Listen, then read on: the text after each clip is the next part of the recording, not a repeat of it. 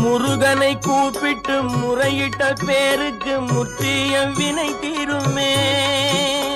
முருகனை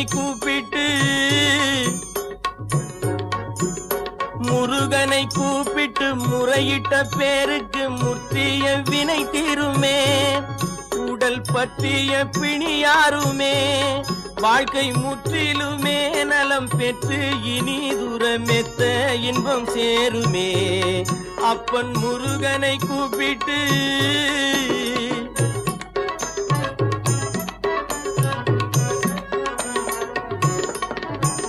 குமரனை கும்பிட்டு கொண்டாடுவோருக்கு